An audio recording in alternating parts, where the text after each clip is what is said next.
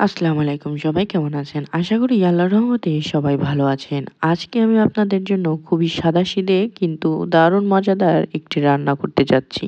বেগুন পালং শাক আর মাছের তরকারি। প্রথমেই আমি নিয়ে নিলাম টাটকা পালং শাক। একে একে সব পালং শাক ভালোভাবে কেটে রাখছি। এরপর পালং শাকের সঙ্গে মানিয়ে যাওয়ার জন্য বেগুনগুলো সুন্দর করে ছোট ছোট টুকরো করে নিলাম। এবার আমি হাতে নিয়ে নিলাম পেঁয়াজ আর রসুন। এগুলো কুচি কুচি করে কেটে রাখছি। এই যে আমার সব কাটাকুটি কাজ সম্পূর্ণ হয়ে গেল। এখন আমি পালং শাক, বেগুন আর মাছ ৩ টাকেই আলাদা আলাদা করে ভালোভাবে ধুয়ে নিলাম।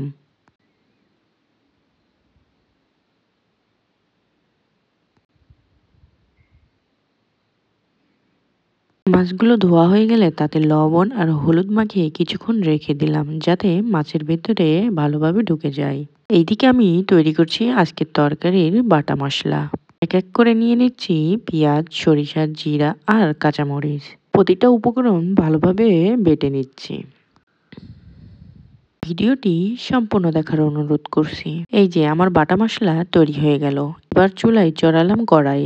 তেলটা একটু ভালো করে গরম করে তাতে মাছগুলো দিয়ে ভেজে নিচ্ছি। এক পিঠ ভাজা হয়ে গেল উল্টে দিলাম অন্য পিঠটাও। দুই দিক সুন্দর করে ভাজা হয়ে গেল, তুলে রাখলাম। একই তেলে এখন শুরু করলাম তরকারির মশলা ফোড়ন। প্রথমেই পেঁয়াজ আর রসুন দিয়ে অল্প আঁচে ভেজে নিলাম। এরপর দিয়ে দিলাম আমার তৈরি বাটা মশলা, পেঁয়াজ, জিরা, সরিষা আর কাঁচামরিচ বাটা।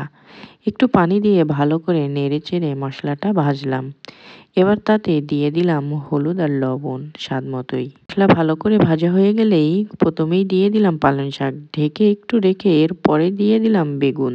সবকিছু একসাথে নরম হয়ে এলো। পরিমাণ মতো পানি দিয়ে দিলাম যাতে তরকারিটা ঠিকমতো ফুটে আসে। আর এইদিকে আমি ধনিয়া পাতা কুচি করে প্রস্তুত করে রাখলাম। এখন দেখছি তরকারিগুলো দারুণভাবে ফুটে উঠেছে। এবার তাতে দিয়ে দিলাম ভাজা মাছগুলো। সবশেষে উপরে ছড়িয়ে দিলাম কাটা ধনিয়া পাতা। তরকারিটা এখন পুরোপুরি রেডি। নামিয়ে নিলাম এবং দেখতেই পাচ্ছেন কত সুন্দর হয়েছে। আমার ভিডিওটি যদি ভালো লেগে থাকে তাহলে কমেন্টে জানাতে ভুলবেন না। আপনাদের ভালোবাসা আর দোয়া সবসময় আমার সঙ্গে থাকুক। তো চলুন এবার খেয়ে দেখি কেমন হয়েছে। আমি তো খেয়ে দেখলাম, খুবই মজা লেগেছে। আপনারা বাসায় ট্রাই করে দেখতে পারেন। দেখতে যেমন খেতেও ঠিক তেমন দারুণ সুস্বাদু। আজকের মতো ভিডিওটি এই পর্যন্তই। সবাই ভালো থাকবেন, সুস্থ থাকবেন। আর আমার পেজে নতুন হয়ে থাকলে অবশ্যই পেজটি ফলো দিয়ে পাশে থাকবেন। আল্লাহ হাফেজ।